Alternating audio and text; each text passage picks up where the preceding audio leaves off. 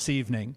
I got on board with supporting Vivek's campaign about a month ago, and a number of people have said to me, Kevin, why did you come out so early in the process in endorsing his candidacy? And for me, it was pretty simple. Number one, I've already seen a lot of the candidates. I've gotten to hear them a few times, and to me, a lot of them are just saying the same old, regurgitating talking points. And when I saw and heard Vivek 2 times, I said, wow, this guy really speaks from the heart. He understands the issues, and he can talk about them thoroughly in a way that connects with the average voter. But more importantly than that, he's got a very positive, forward-looking vision for America, which is really what we need right now, because I don't know about you, but I'm tired of angry politics. I'm tired of politics of vengeance and retribution. We need a positive, forward-looking vision for this country, much like we did back in 1980 when Ronald Reagan became president. But don't just take my word for it on why I think Vivek is the right person to do that. It's my honor and distinct privilege to introduce to you this evening the person whom I believe is going to be the next president of the United States. Please welcome Vivek Ramaswamy.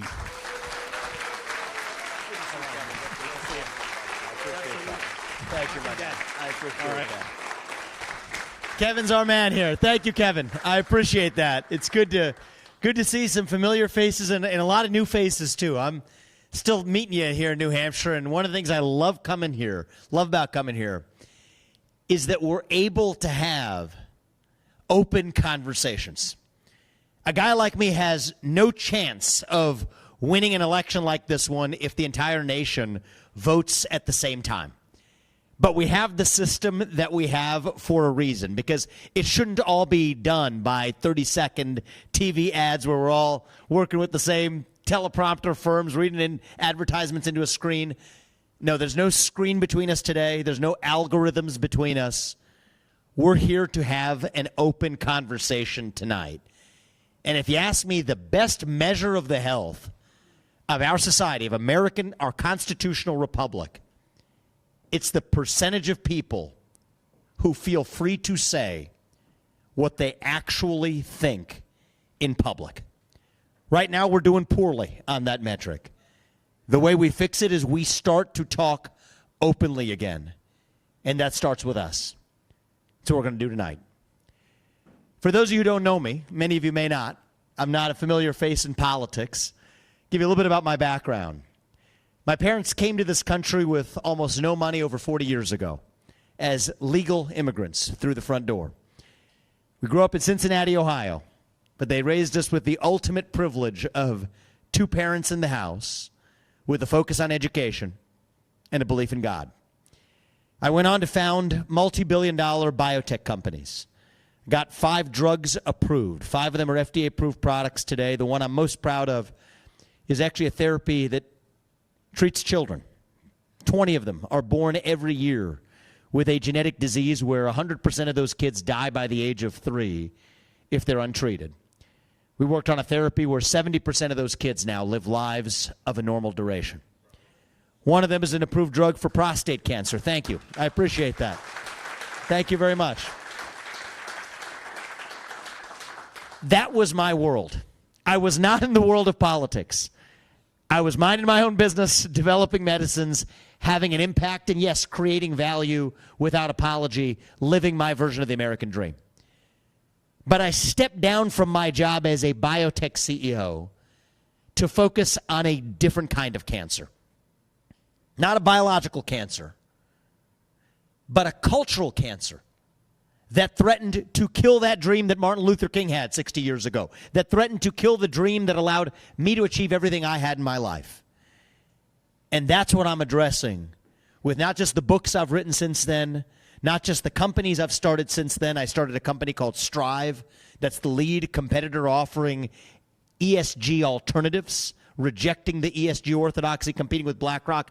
That's been my career, but that's what led me to the doorstep of this presidential run. And I'll tell you why. It is because we are in the middle of a national identity crisis in this country today. Faith, patriotism, hard work, family. These things have disappeared, only to be replaced by new secular religions, wokeness, gender ideology, the climate cult, COVIDism, globalism, depression, anxiety, drug addiction, suicide. It is not an accident that we see these same symptoms arise at the same time. They're symptoms of something deeper going on in our country. And I'll tell you what that is, speaking to you as a member of my generation. I'm 37 years old. I'm the first millennial ever to run for U.S. president as a Republican. And I'll tell you something, speaking as a millennial. We are hungry for a cause. We are hungry for purpose and meaning and identity. At a time in our national history when the things that used to fill that void, belief in God, belief in country, conviction in family, belief in self, when those things have disappeared, that leaves a vacuum in its wake. And when you have a black hole that runs that deep, that is when the poison begins to fill the void. That's why I think this is our moment as a conservative movement to now rise up, to level up, and say that, you know what, we have been pointing to the problem for a long time. We can complain about wokeism and transgenderism and climatism. And I'm not blaming anybody else but myself. I've been doing these things in the books I've written over the last 3 years, traveling this country. We can point out the problem. But now is our moment to actually level up and say we're done running from something. Now is our moment to start running to something. What are we running to? We're running to our vision of what it means to be an American. That's what we're going to talk about today. What does it mean to be an American today? You ask somebody my age that question, you get a blank stare in response. That's the vacuum. It's up to us to fill that vacuum with a vision of American national identity that runs so deep that it dilutes the woke agenda to irrelevance. That is how we win. What does it mean to be an American? Thank you. It means we believe in ideas like merit and the pursuit of excellence, that you get ahead in this country not on the color of your skin, but on the content of your character and your contributions. That is why I've said that if I'm elected president, I will end race-based affirmative action in America. It has been a cancer on our national soul, and we will end it. What does it mean to be American? It means we believe in the rule of law. That if you are like my parents, you get to come to this country legally, through the front door. Follow the rules, pay your taxes, be part of this country. Great, that's part of what it means to be an American. But it also means that your first act of entering this country cannot break the law. That's why I've said that I will use our own military to secure our own southern border instead of somebody else's border. That's what it means to believe in the rule of law. What does it mean to be an American? It means we believe in this radical dream that our founding fathers had 250 years ago. A radical dream that I have as a citizen today. That the people who we elect to run the government ought to be the ones who actually run the government. Not this managerial bureaucracy that actually runs the show today. That's why I've said if I'm elected president, if you all put me there, and I can't collect a paycheck from you for more than 8 years, which I think is a good thing, then neither will any of those federal bureaucrats reporting into me either. We will replace civil service protections with 8-year term limits for the unelected bureaucrats. That's how we restore our constitutional republic. And by the way, when there is a government agency that should have never existed in the first place, like the U.S. Department of Education, we will shut it down. That is how you actually solve the problem of the administrative state. See, these are basic ideals. Our country, we fought an American Revolution over a set of ideals that brought us together. Ideals like meritocracy, the pursuit of excellence, free speech, the rule of law, self-governance over aristocracy. Above all, America was founded on the truth itself. And that's what we're going to talk about today. We're going to talk about the truth. Let's start right now. Say in public what you're otherwise willing to say in private. Let us talk about the truth again in this country. God is real. There are two genders. Fossil fuels are a requirement for human prosperity. Reverse racism is racism. An open border is not a border. Parents determine the education of their children. The nuclear family is the best known form of governance to mankind. Capitalism lifts people up from poverty. There are 3 branches of government, not 4. And the U.S. Constitution is the strongest guarantor of freedoms in human history. That is the truth. We will not back down from the truth. We will stand up for the truth. We will fight for the truth.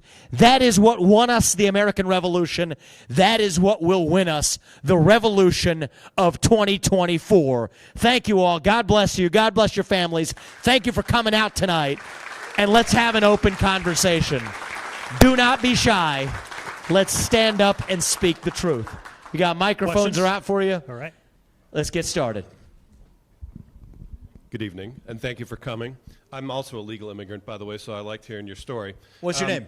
Pardon me? What's your name? Patrick. And where'd you I come live here from? in Londonderry.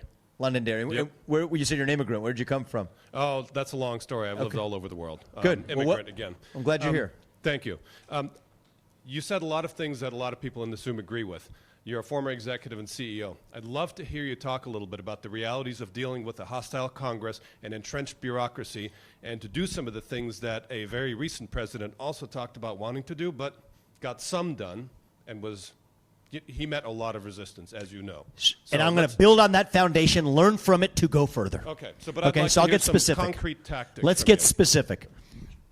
So I'll tell you something about myself. I don't watch presidential inauguration speeches because they are full of unfulfilled promises.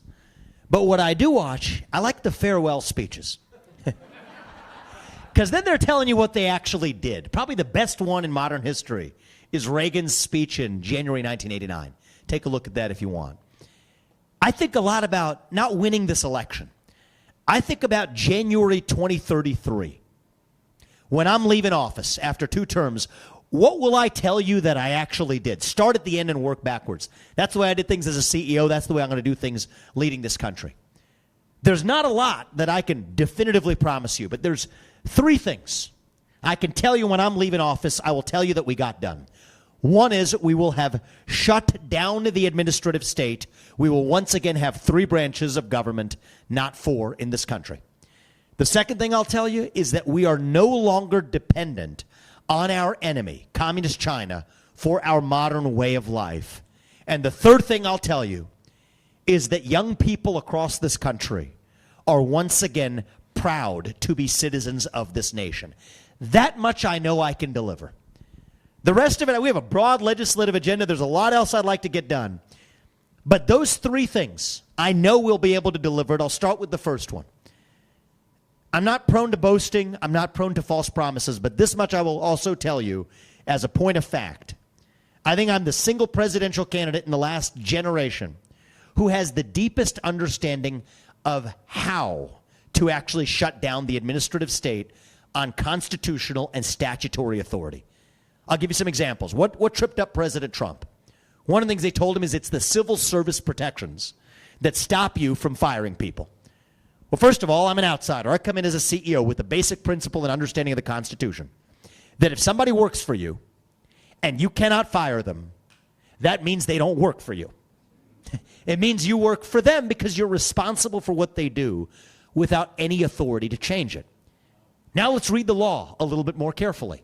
Turns out the law actually tracks this. 5 U.S.C. 3302, that's one law, for example, that says, who would have ever thought that the President of the United States has sole authority to set the regulations governing the Office of Personnel Management. That's like the HR branch of the federal government. Now, many companies across this country run pretty poorly. The HR branch actually runs the show, and the CEO is a puppet. Well, I think in a real company, in the ones I've run, the HR department does report to the CEO, and it's going to be the same way in the executive branch of the federal government as well, and the law gives me the authority to do it. So collective bargaining agreements, out the door. We're not doing that because if you're unionizing against the taxpayer, you don't actually represent the taxpayer. Now let's read the law a little bit more carefully. 5 U.S.C. 3502. Actually, read the civil service protections very carefully. What does it say? It protects against individually firing a person for political reprisal.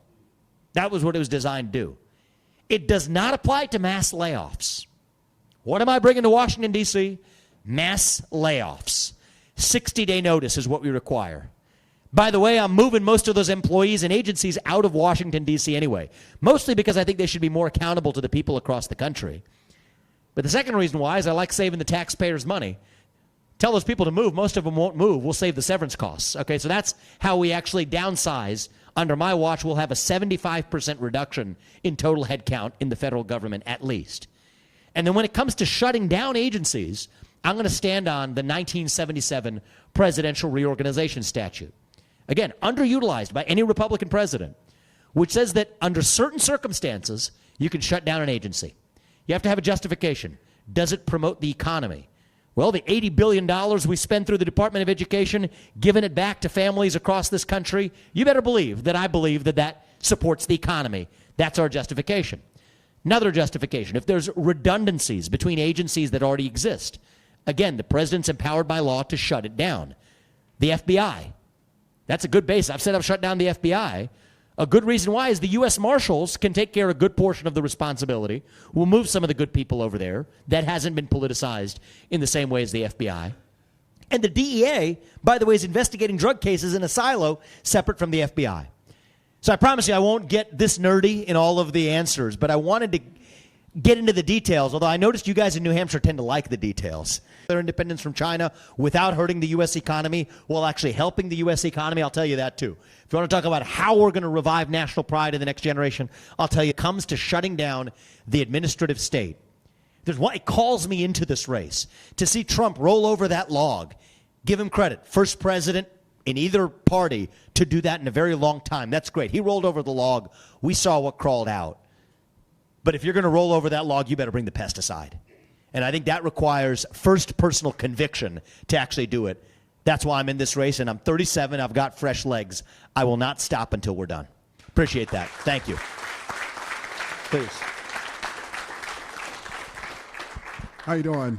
Good to see you, man. Full disclosure, I was going to go see Nikki, but I came to see you instead. So okay, well, I'll glad be to have honest, you, my man. I like it. No, I've heard you speak What's before. your name? I'm Derek. Derek. I live here in Derry. I'm a transplant from Philadelphia. I moved up here about 20 years ago. So real quick, I'm almost 50 years old. I have kids that are twin boys that are 26 years old.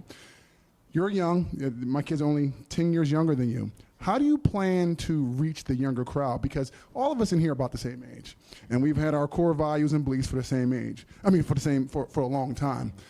How are you going to reach the young people? That's critical for any race, and that's where for many years, even when I lived in Philadelphia, I said, how are the Reds going to reach out to all this blue?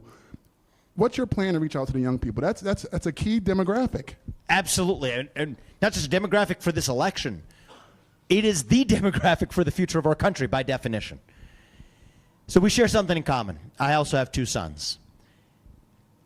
I wouldn't be in this race if I didn't have kids. There's no way I would have been in the headspace to think about doing what I'm doing. It is to reach their generation that I care. And in order to solve a problem, you got to see it with clear eyes. Kevin's right. I am an optimist, but I don't believe in like a blind, fake optimism. You got to see the problem with clear eyes in order to find a way to the actual solution. Problem I see in our kids' generation. Less than 16% of Gen Z says they're even proud to be an American. We have a 25% recruitment deficit in the U.S. military last year. It's actually a survey in the last month. It's a very well-conducted survey. across young Americans that found 60% of young Americans would rather give up their right to vote than to give up their access to TikTok. Not kidding you. So that's the state of affairs that we're starting from. Here's my view. I'm going to tell you how I do it as a candidate, and then I'm going to tell you about, from a policy perspective, how do we revive that missing national pride. As a candidate, I think we need to level up as a party. Okay, we talk about free speech to roomfuls of people who agree with us. Well, you want to practice what we preach. That's why when I come here, we go to New England College. I have a room full of, I don't know if you guys have been to New England College, roomfuls of students that mostly don't agree with the things I have to say. But I'll tell you what, I'm not sure they've all made up their minds yet either. Right, what did I say? Young people are hungry for purpose and meaning. They're hungry for a cause right now. So what are they being served up by the other side? Go to Ben & Jerry's and order a cup of ice cream with some social justice sprinkles on top. Make yourself feel good about yourself. Well, you don't satisfy a moral hunger with fast food. They're hungry for the real thing. And this is what the left is very good at. You got to give credit where credit's due. They will take that hunger and they'll give you a vision of identity. Race, gender, sexuality, climate. Well, that fills a starvation for hunger and purpose. Climate is just the new religion. Well, what are we doing? We're criticizing that stuff with our brains, right? We're saying, well, here's why that's hypocritical and why that's wrong, and the climate agenda is actually bad for our economy. And I agree with all that. Of course, that's true. But that doesn't reach a young person in the hole in their heart. If you hold the size of God in your heart and God does not fill it, something else will instead. The same can be said for belief in a nation. So if the left is talking about race, gender, sexuality, climate, I want us to be talking more about the individual. There's only one you. There will only ever be one you, Derek. You're not riding some tectonic plate of group identity. You are you, endowed by our Creator with your free will to achieve whatever you want with your hard work and dedication. The individual, the family, the best known form of governance to mankind, the nation, that I'm a citizen of this nation, not some nebulous global citizen somewhere, and yes, that we are one nation under God. Individual, family, nation, God, that defeats race, gender, sexuality, and climate any day of the week. That's what we're running to. We can't just be running from something, we're running to something. And I see young people across this country responding to that. And I've adopted a commitment in this campaign. I want all of you to hold me to it. I want all of you to hold the other candidates to it too. In our party, and you know what? The Democratic Party should follow along. It is the talk to everyone policy. I'm not running to lead a political party. I'm running to lead a nation. So whether it's NBC News or CNN or far left or far right or One America News to CBS News, it doesn't matter. We're going to talk to everybody because that's what it means to lead a nation. We're going to the south side of Chicago where I went a month ago, a place where not even Republicans go, even Democrats don't go there anymore. 2 weeks ago, I was in Kensington, in Philadelphia. I've traveled to India in the 1990s, rural parts of India. I have not seen drug-ridden poverty like I saw in Kensington 2 weeks ago. Ronald Reagan did this. He went to the South Bronx in his lead up to the 1980 landslide that he delivered. So I think that's what we got to do. As candidates, we've got to show up. There are other candidates in our Republican primary who I hope change their mind on this, and I'll applaud them if they do, who said they won't talk to NBC News because they're not nice to them. Well, I refuse to say, if I'm asking you to sit across the table from Xi Jinping, I better be willing to sit across the table from Don Lemon or Chuck Todd, which I've done. And neither of them is on the air anymore either.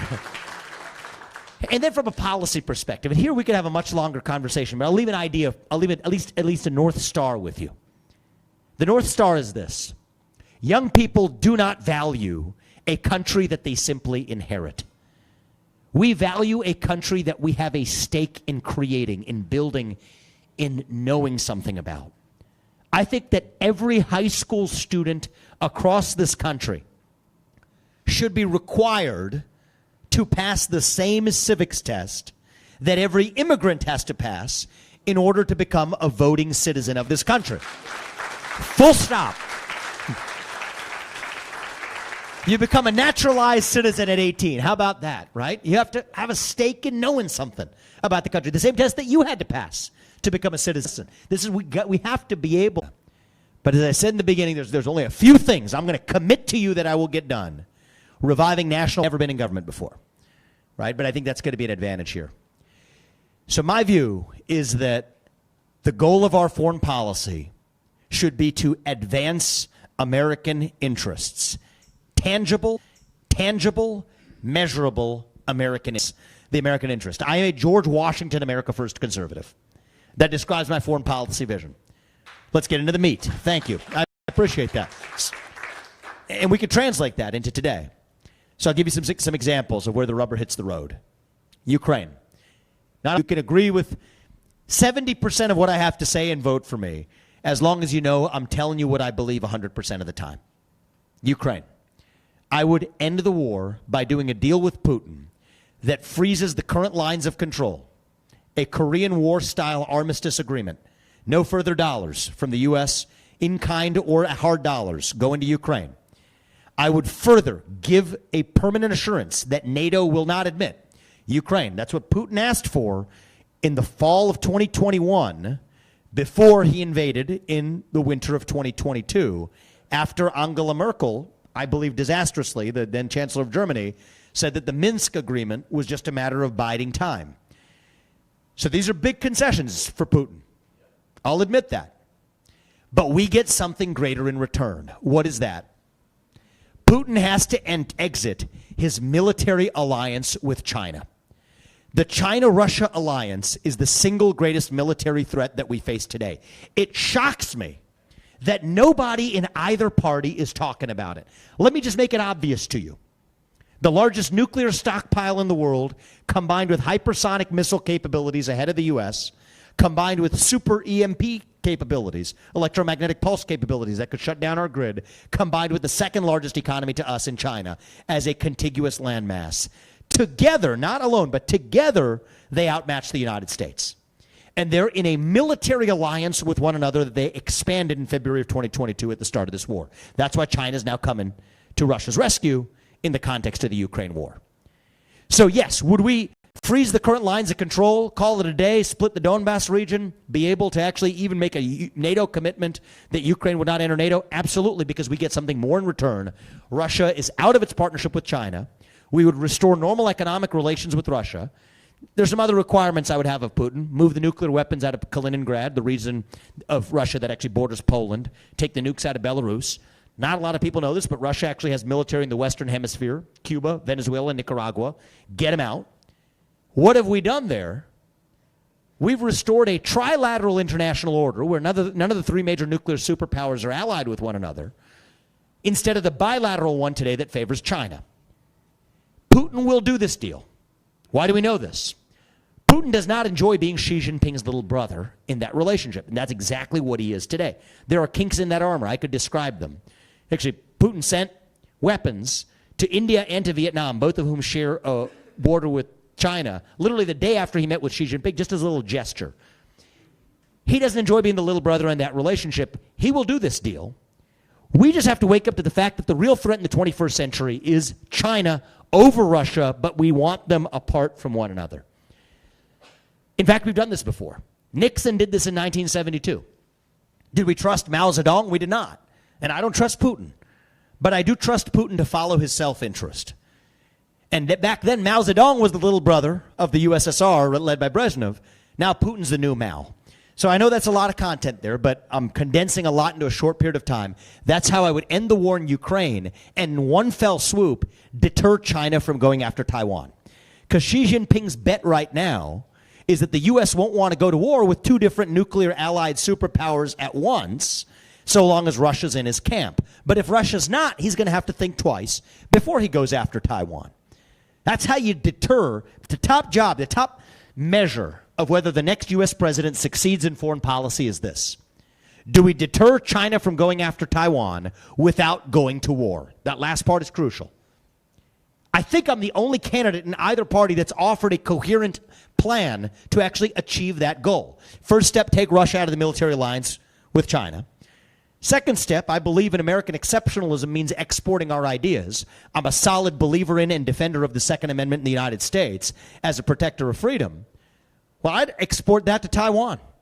I would love for, if you throw the pass, let Taiwan catch it as an idea to adopt the Second Amendment there. Put a gun in every Taiwanese household, train them how to safely use it. Xi Jinping is definitely afraid of the Second Amendment. That's why they don't have that in China. And so the way I think about this is easy ways in which we can really make Xi Jinping think twice, thrice, and then not at all before going after Taiwan, at least until we've achieved semiconductor independence in the United States. That's what matters, because Taiwan provides the leading-edge semiconductors that power our modern way of life. These phones in our pockets, probably many of these lights, although this one looks a little older, but most modern lighting, refrigeration, laundry machines, cars, you name it, rely on those leading-edge semiconductors that come from Taiwan. That's the American interest in Taiwan that doesn't exist in Ukraine, and in neither case do I want to go to war. And ironically, we end the one war as a way of deterring the other. And again, I come back and say, nobody in either party is talking about this. For some reason, I'm yet to figure out the things I'm saying to you right now are considered beyond the pale of foreign policy, which is what brings me back to my qualifications to do this. I think it takes an outsider, and an outsider who knows how to get deals done. I've unapologetically built my career as an entrepreneur from scratch, started ground floor, no money, built multi-billion-dollar companies, self-financing a presidential campaign because I don't want to be beholden to a Republican mega-donor class, which is really a bipartisan mega-donor class.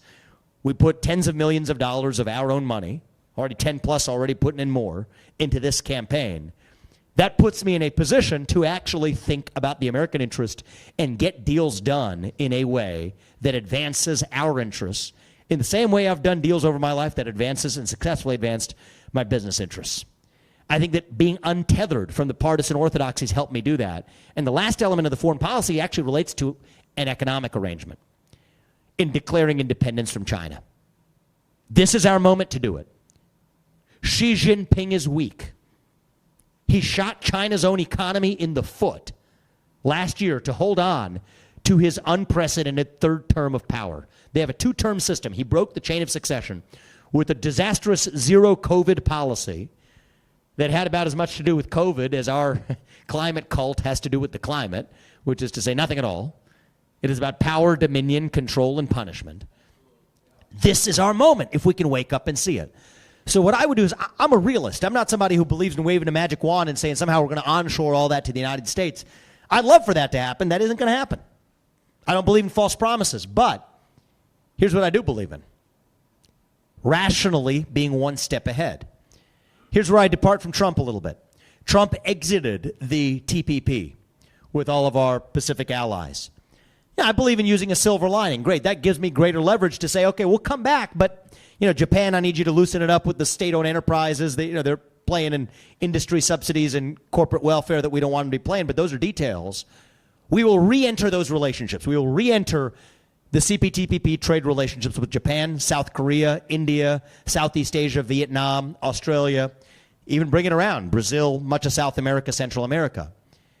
That puts me in a position to sit across the table from Xi Jinping, and he will know that I mean it when I say that we're cutting the cord unless you dramatically reform. No more IP theft, no more data theft, no more turning our companies into pawns to lobby here as a condition for them being able to do business in China. We're cutting the cord. You will not buy land in this country if you're affiliated with the CCP. You will not donate to a university in this country. A U.S. business will not expand into China unless and until the CCP meets our demands or falls. He will know that I mean it because it's going to be a lot harder for them than it is for us. That's what I think we need in our foreign policy. More of a spine. A little more Churchill, a little less Chamberlain in our foreign policy. And it is when you are most willing to make a sacrifice that we will not have to make one at all. That's the way I'm going to lead us. Appreciate that. Thank you. Please. Back here. Yeah, back here. Hi, I'm Allison from Derry. I look at the crisis on the border and I wonder if Mexico's government is not partially to blame. How do you deal with that situation in regards to the Mexican government? Yeah, so the Mexican government is absolutely failing. So I would characterize it less as a blame and more, they just can't handle it. They're not a sovereign government really anymore. you're not supposed to say it that way, but I just think it's the truth, right? You have a co-sovereignty in Mexico right now between the actual the recognized Mexican government and the cartels. The Sinaloa cartels alone, let alone Jalisco and a bunch of the others, right? You've actually had standoffs where the Mexican government had to back off in military standoffs based on how much the cartels control in terms of military might. So Obrador, I don't blame Mexico, I blame Obrador. Okay, so AMLO, they call him, it's his full name, but Obrador is the current president. His term ends in 2024. So there's actually a really important 2024 presidential election in Mexico. I'm paying close attention to it. So here's my vision, okay? I'd like for Mexico to take care of its own problems without us getting involved. Here's what we're doing. I'm taking over in January 2025. Everything I'm telling you is like month one stuff, okay? We take undeployed troops by the hundreds of thousands. We secure the southern border, not just building the wall. Building the wall was insufficient. You go to the border now, I mean, there are tunnels, right? Professionally built, cartel-built tunnels. I'm not talking about people crawling through tunnels. I'm talking about military-grade vehicle size can run through that tunnel and cross our southern border. What I'm saying is that's not enough. We have to use our own military to secure our own southern border. And by the way, many parts of our northern border as well. Don't forget about that. You guys know that well in New Hampshire. That's what we're doing as step one. Step two, and we're done with the Ukraine war, right? No more money going to Ukraine. I'm calling up the new president of Mexico and having an open conversation. Saying, listen up.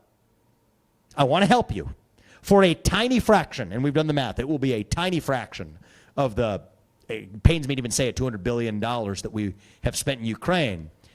For a tiny fraction of that, we will help you regain your sovereignty and solve your cartel problem. Why? Because it's spilling over. And just fentanyl alone is killing 200 Americans per day. 50 times the number of people who will die of fentanyl deaths crossing the southern border. Fentanyl crossing the southern border will cause the deaths of 50 times the number of Americans who died on 9/11. Think about that. So we're willing to not only use our military to close the Swiss cheese of a southern border, but we will also help you solve your problem and regain your sovereignty. But if you don't, we will solve it for you. Full stop. If we've done it to ISIS in a different part of the world, that's a big part of what I give Trump credit for. This should be simple compared to what we did halfway around the world with ISIS. And this actually saves American lives right here on American soil. And back to that question that Derek had about pride in this country. Think about pride in our military. It's been a long time since we've used the U.S. military to actually solve a problem that resulted in the loss of American lives on American soil. Think about what this one does, though. That we actually solved the border crisis. That we have meaningfully solved or taken steps to solve the fentanyl crisis that's killing, on track to kill close to 100,000 people this year. Well, boy, would people be proud of serving in that military rather than an aimless goal that did not meaningfully actually advance the American interest. And that's my rule. If I'm going to ask parents across this country and ask their kids to put themselves, even to take the risk of being in harm's way, it better darn well be to actually advance the interests of Americans here at home. That will be my litmus test. Thank you. Thank you. Hi, Vivek. How are you? How are you? I'm great. I'm Matt from Henniker, New Hampshire. Good to see you, Didn't get a chance to see you at New England College, but I will next time you come. We'll come back. One of my greatest struggles is I look at the left, and I have to be completely honest, I really loathe the modern left. I do. But they've been very successful because they're very much activists on every single issue. They're out, they're promoting, they're in your face. What is your opinion on us as conservatives? Should we take a page from that playbook? If so, how do we do it? Do we do it differently? Because I feel like I've spent my entire adult life sitting back saying, look, I'm just going to vote for the right candidate and things will fall into place. And it's very clear that that philosophy just does not work anymore. So I'd like to have your feedback on that. Yeah, so this is an important question. I think there are some differences in tactics, but I think it's the wrong place to focus first, if you're asking for my opinion on this. I think it comes down to our orientation itself, right? The left is good. I kind of what I mentioned earlier about this sating a psychological hunger for purpose and meaning. I'm just going to go a little bit deeper here in terms of just our nature as human beings, okay? Especially as young people. The analogy I sometimes use is we're like a bunch of blind bats lost in a cave, trying to figure out where we are, lost in that dark cave. How does a bat figure out where it is? It's blind. It sends out sonar signals, bounces off the wall of the cave, comes back, it says, this is where I am. We human beings, we do the same thing. We send out a signal. It bounces off of a pillar of truth, family. The two parents who brought me in this world, the mother and father who brought me into this world, the two children who I brought into this world with my wife. That is true. That is real. That means something to me. That bounces back. It tells me this is where I am. Send out a signal. It bounces off of my conviction in this country, my belief in God. That belief is true. That faith is real. That means something to me. That bounces back. It tells me this is where I am. Sending out a signal. It bounces off of my pride, my hard work in creating something in the world. I'm proud of that. That means something to me. That is true. That bounces back. It tells me this is where I am. What happens when those things each disappear? We send out these signals, and then nothing comes back. We're lost in that cave. We're going to latch on to anything at that point. Now you're lost. You're going to just grasp and hold on to whatever somebody else serves you, even if it is poison. If that poison is in the literal sense of heroin or fentanyl, or if that poison is psychological poison, a philosophy that teaches you that your identity is based on your sexuality and your race, and that you're reduced to nothing more than the genetics you inherit on the day you're born, here on God's green earth to serve as a servant in service of the existential threat of something that doesn't actually exist in the terms you're taught to believe. You'll latch on to that in absence of something else. This is about human nature. It's even true to America. I mean, think about scripture context, book of Exodus stuff. When the Israelites left the Pharaoh, they escaped. They're lost in the desert. What do they say?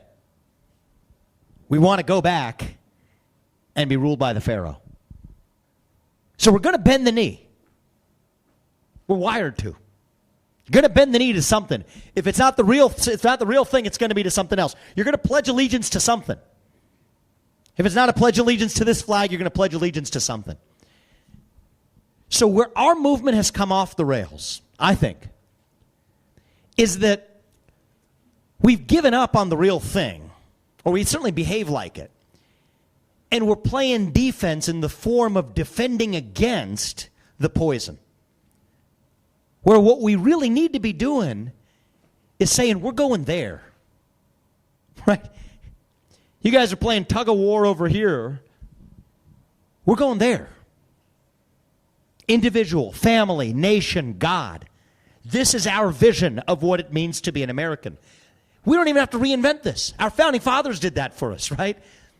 The ideals of 1776. Like, I'm not coming here. I mean, I'm nothing compared to our founding fathers who brought that Constitution together in 1789. We don't have to reinvent it. We've been given it.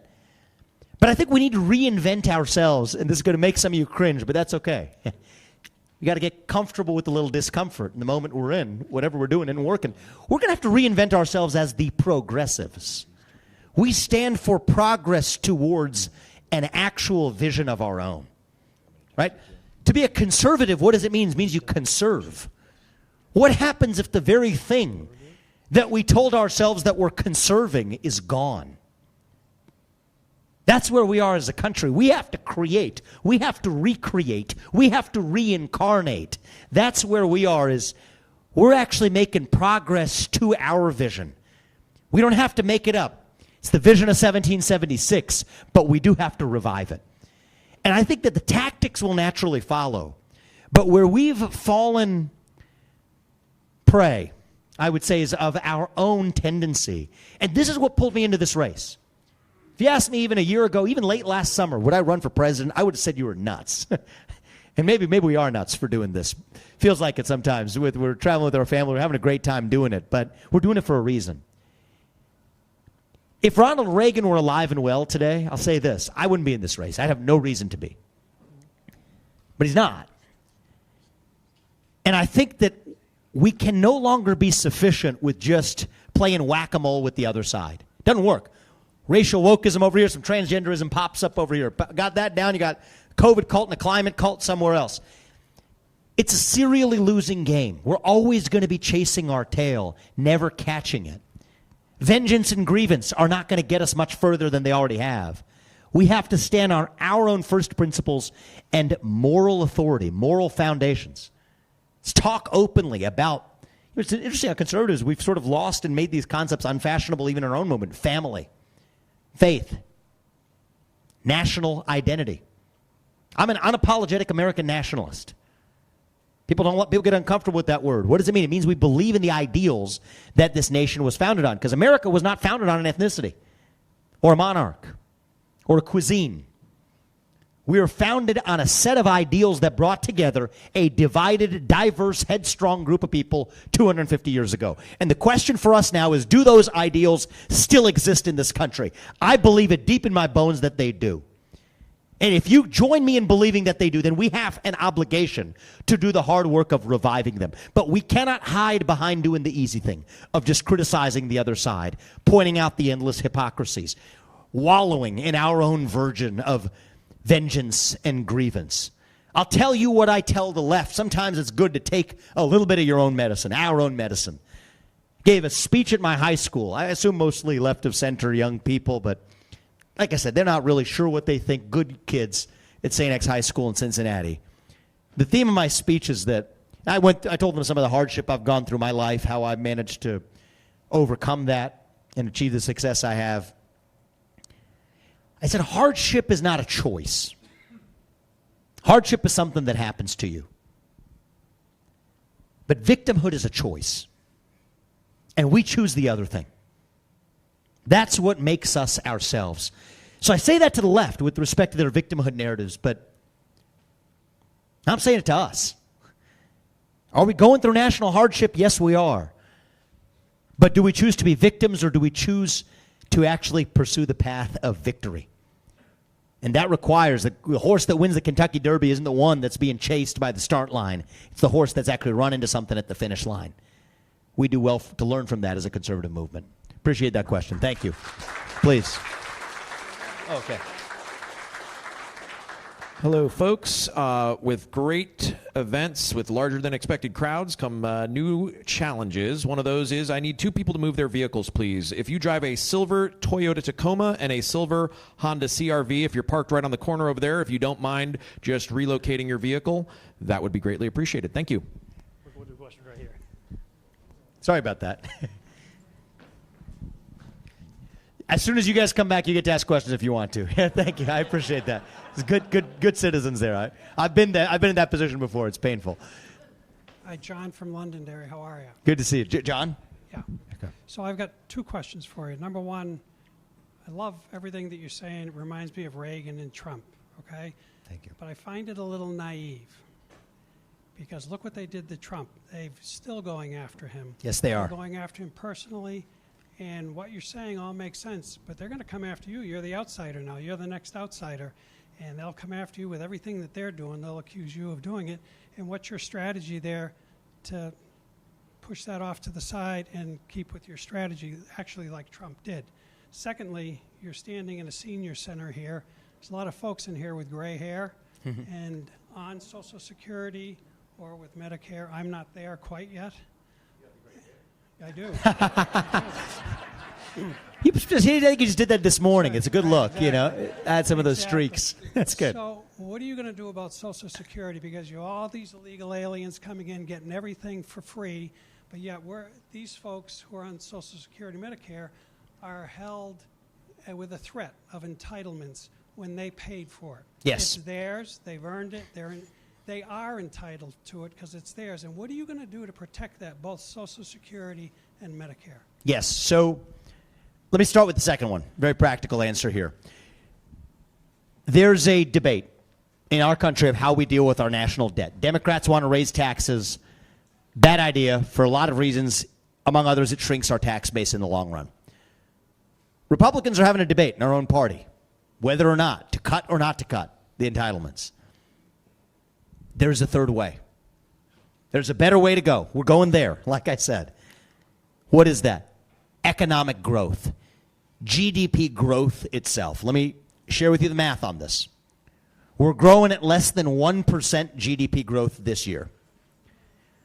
We've grown at over 4% for most of our national history. If we're going at less than 1% or even 1%, you're right, we run out of money in, we could do the math, but 10, 20, 30 years, somewhere, depending on how catastrophic the scenarios are. 20, 30, 40, 50 years. Somewhere in that range, we're out of money. But if we're growing at just 3+% GDP growth, we're back in the black. I believe we can grow our way out of our problems. I'm the only person in either party even talking about this as though growth were no longer an option. It's like everyone's given up on this. How do we grow? We're at less than 1% now. How do we get back to 4+ or even, dare I say, 5+% GDP growth? It's not that complicated. First is we unlock U.S. energy. That is the number one wet blanket on the economy. Drill, frack, burn coal, embrace nuclear. That's step one. Step two, put people back to work by no longer paying them to stay at home. That is the top obstacle to any business. I'm a business owner of multiple businesses. The top obstacle for any business that wants to grow right now is hiring good workers. Third is we have to reform the U.S. Federal Reserve. I would restore a single mandate. Stabilize the U.S. dollar as a unit of measurement, period. Stop this game of trying to balance inflation and unemployment, trying to hit two targets with one arrow and missing it both badly. Creating financial crises in the process. Here's the issue. The number of minutes in an hour fluctuated. If it was volatile, none of us would be here at the same time. We'd all be, bumping into each other in Londonderry or Manchester or somewhere. Well, the same goes for dollars in an economy. When the dollar is volatile, and it's been very volatile, capital doesn't track the most effective projects. And then there's the fourth piece, which I said earlier in response to the first question, shut down the administrative state that shackles businesses from growing with cumbersome regulations that Congress never passed. That alone, we're at 4, maybe 5+% GDP growth. We only need to be at 3 to be in the black without touching Social Security and Medicare against that backdrop.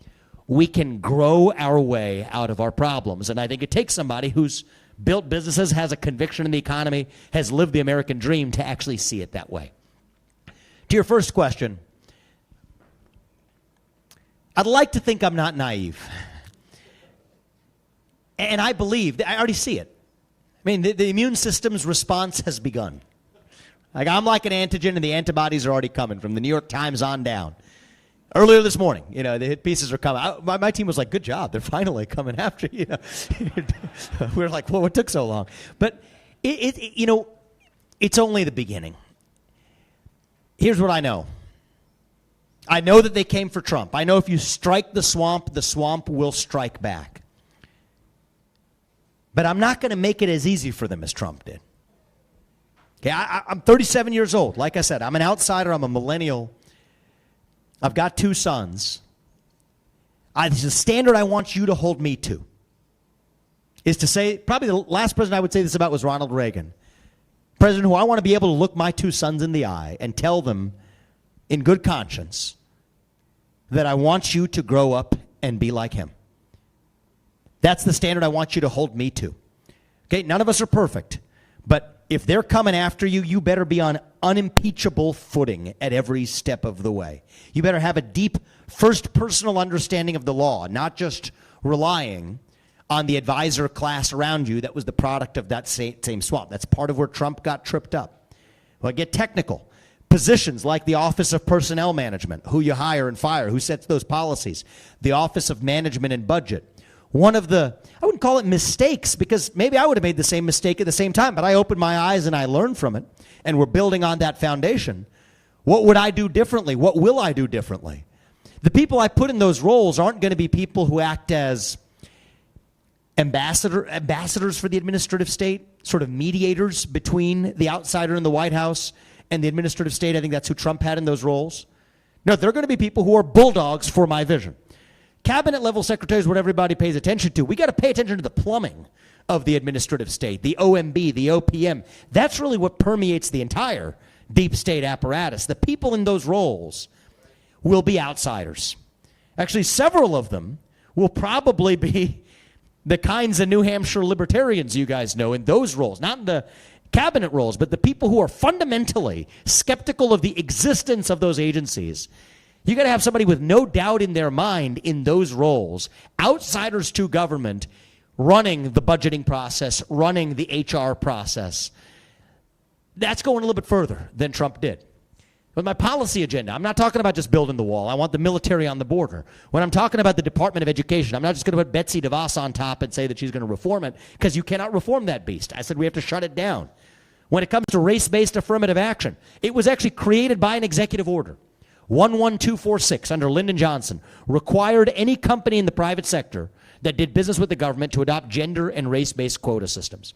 Every president since Johnson could have taken a pen and crossed it out. The one I would have had the most faith in to do it would have been Trump. I pressed his people on why they didn't do it.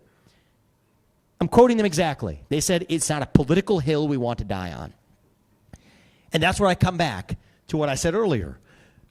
We only go so far with grievance and vengeance. When we're grounded on moral foundations, moral authority, and first principles, then nothing's going to stop me. And I believe that I'm guided by a sense of purpose. I am a person of faith. I do not apologize for that.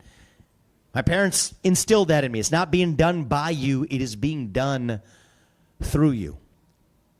I find that liberating. Those aren't words to me. That's a way of life.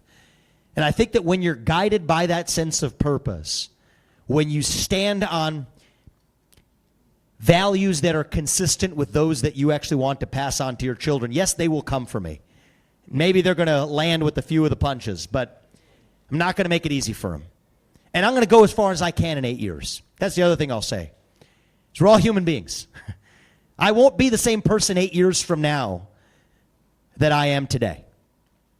Be more jaded, cynical maybe. A few extra pounds, maybe some gray hair. I like that. I'll start using the streaks too. And you know what the truth is, and I know the guy, we're friends. I mean, Trump is not the same person today that he was 8 years ago. And so at some point, we've got to each make our contributions, drop the mic, and move on. What did Trump do? He actually appointed some great justices onto the U.S. Supreme Court. Those justices now agree with my view on how to shut down the administrative state. We've studied them to a person. We win at 6-3 when the people in the Department of Education or the FBI sue us, and they will.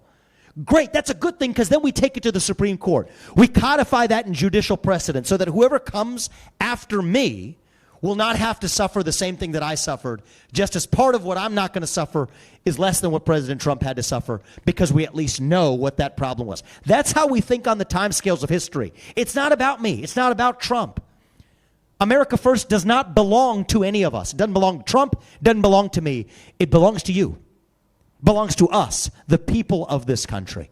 So the question is, who in the next chapter is going to take that agenda further? I'm in this race because I will take the America First agenda further than anybody in either party in this race. And I'll also tell you this. We will unite the country as we do it. I know that sounds ridiculous. And there's days I'll wake up and I share your antipathy towards the modern left too. But we're actually citizens of the same nation still. I don't care if you're red or blue or green or black or white or whatever. If you share the same principles, the pro-American principles, we're on the same team. And the way we get to national unity is actually not through compromise. So some people think, no, I disagree with that. It is by being uncompromising about the principles of the American Revolution that set this nation into motion. We don't just start at the 50-yard line and call it a day. We start at one goal line, and we make it as deep into the other side's territory as we're going to get. We reunite the country. And in this election, it is vital that we not just win by a 50.1% margin. For a lot of reasons. One of them is that when I'm governing, we need a moral mandate to deliver the things I'm talking about. A 50.1 margin is not going to get it done. I think I am the only candidate in this race who can deliver a Reagan 1980-style landslide election. And it's because, you've noticed it today, it's the same as the campaign trail. I don't talk about Republicans and Democrats. Talk about whether we are pro-American. Will we sacrifice and fight for the principles of this nation, or will we apologize for the existence of a nation founded on those ideals? Divided up that way, it's not 50-50. It's 80-20 in our favor, and half the 20 are people younger than me who never learned those ideals in the first place. We'll bring them along too. That is why we will win 2024 in a landslide election. I'm an admirer of the Reagan Revolution in 1980. In our camp, we joke around. It's the Ramaswamy Revolution we're looking to lead in 2024. That's what it's going to take, I think, to make the next leap in how we take this forward as a country. I appreciate that. Thank you very much. I appreciate the honesty. Thank you. Thank you. Thank you sincerely for running. I mean that from the bottom of my heart. But in this state, the Republican Party has lost members because whether it's gone too far to the right or not far enough, for whatever reason, it's losing members. Now, Kevin and I have been on opposite sides and beat each other up, but we've always remained friends. So, and I look around the room and I see the country is more divided than it's ever been in my lifetime. So what would you do to reach out to the opposite side, to sit down with the opposite side and say, hey, what do you think about this? Let's get something done. Mm-hmm. As opposed to draining the swamp and going after corporations that you don't agree with their policy. Because it's not about you. Mm-hmm. It's about, as you keep on saying, the people of this country. It's about we the people. Kevin, everybody here. So I think we're on, I'm going to be very honest with you. I think the default path we're on right now, we're on the path to a national divorce. It's where the train's going. But we have plenty of opportunities to get off that track. We got to actually step up and take it to a national revival. The first thing I'll say is, where's some of this frustration coming from? People tend to be less proud of a country when they're making less money in that country. Is it an accident that we're upset at each other precisely when we're growing at less than 1% GDP growth? It's not. You restore GDP growth on the track that we talked about, people don't feel insecure that something's been promised to them, whether they're Democrat or Republican, Social Security that they've been paying into for their whole life is going to be there. I think part of this is insecurity that's actually bubbling up in the form of ideological commitments, particularly from the left, that actually are just rooted in a deeper-seated insecurity as human beings. Provide that sense of security, that's one of the foundations. Educate children not on how to be Republicans or Democrats, but on the history of this country, recognizing that, yes, are we a nation that has been imperfect in living up to its ideals? Sure we are. It's a question I get frequently from the left, and one of the things that I do is I believe in having conversations with anybody. Like I said earlier, what do I tell them? Are we an imperfect nation? Yes, we are. But you know what? Our worst hypocrisies are our best evidence that we have ideals at all. Nobody calls China or Iran a hypocrite, ever. Why? Because to be a hypocrite, you had to have those ideals in the first place. Right? So now we're talking about a nation built on ideals. Now we're a nation comprised of, are we gods? No, we're comprised of human beings. So now a nation comprised of human beings that has ideals, by definition, will always fall short of those ideals. But America is founded on the pursuit of liberty, equality, and justice for all, the pursuit of perfection, the pursuit of happiness. And so I think the way we achieve national unity is by reviving those shared ideals. I think that if most of you, I'll give you a challenge today.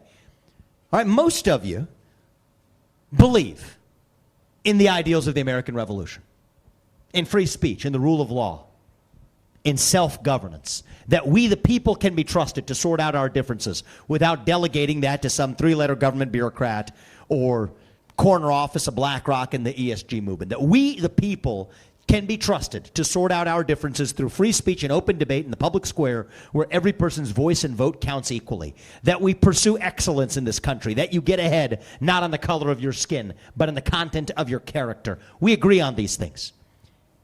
But I think that most of us probably also believe that our neighbors agree with us, that our classmates agree with us, that our colleagues agree with us, that our kids' parents' classmates agree with us too.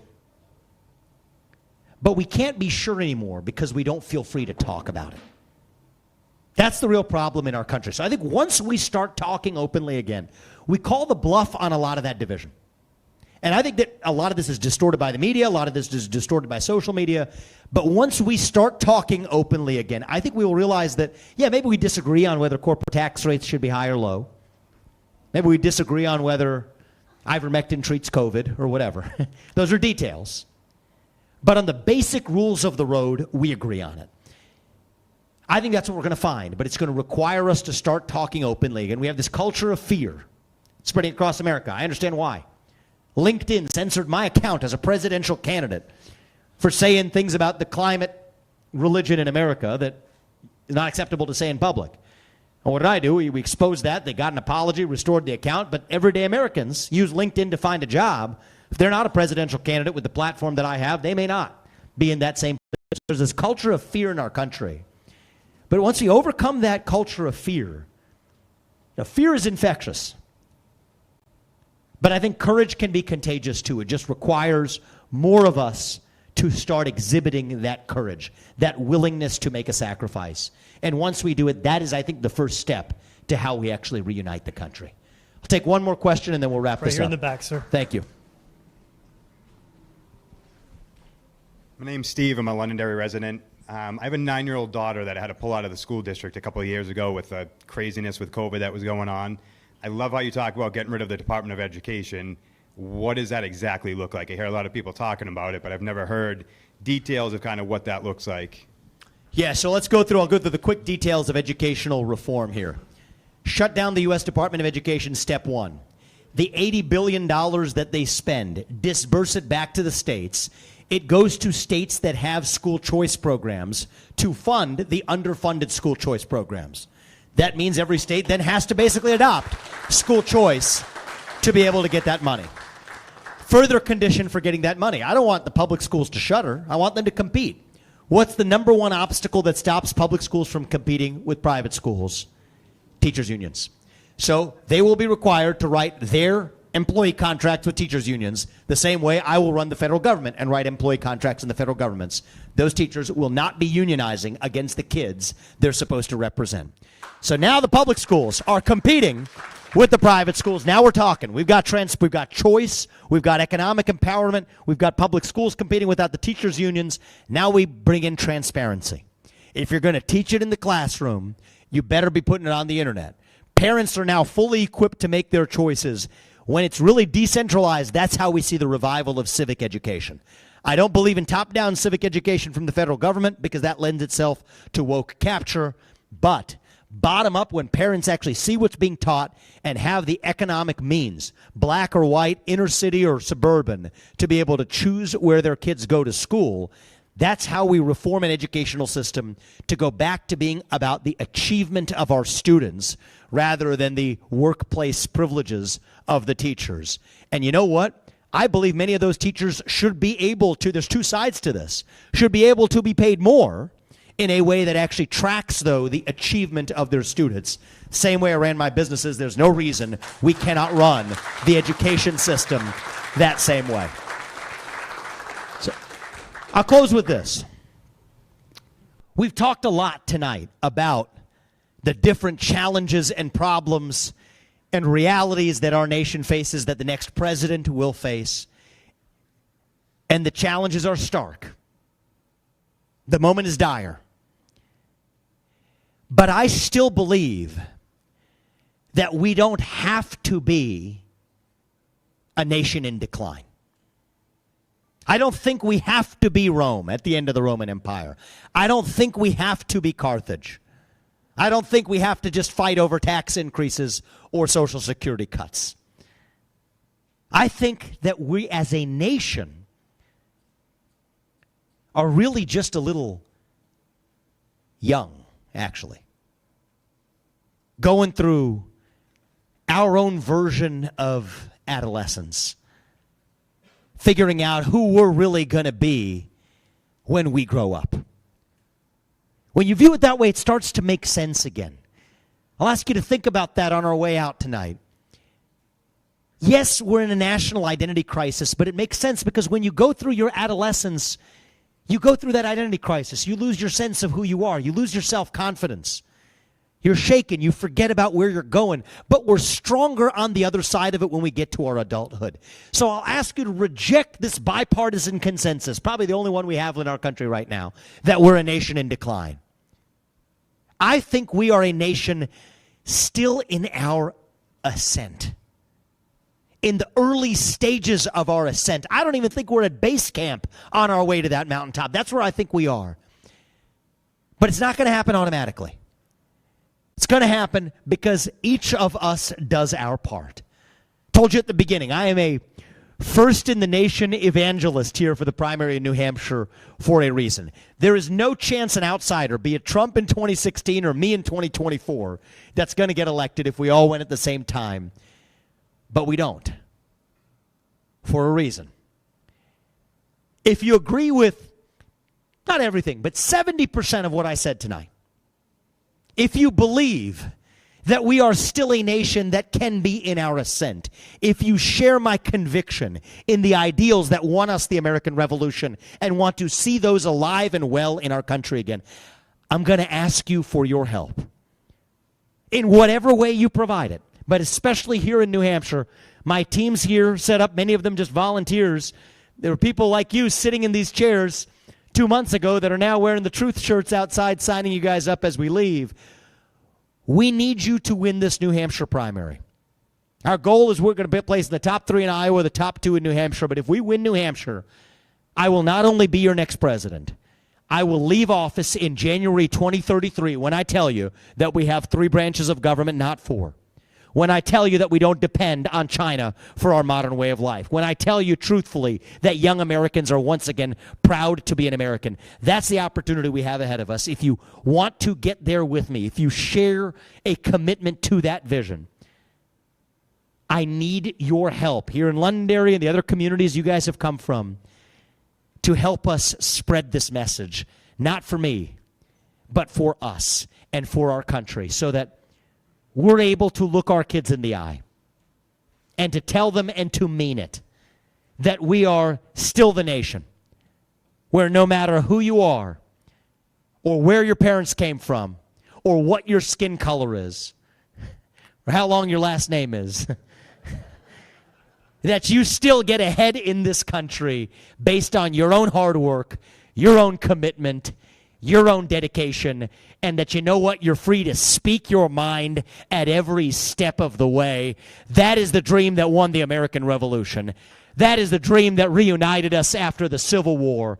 That is the dream that won us 2 world wars and the Cold War. That is the dream that still gives hope to the free world. And if we can revive that dream over group identity and grievance and victimhood, then nobody in the world, not a nation, not a corporation, not a virus is going to defeat us. That's what American exceptionalism is all about. And I promise you, that is what we together will revive to save this great nation. Thank you all. God bless you. God bless your families. And God bless our United States of America. Thank you. Thank you. Appreciate it, guys. Thank you. We'll stay here for some pictures. Thank you, guys.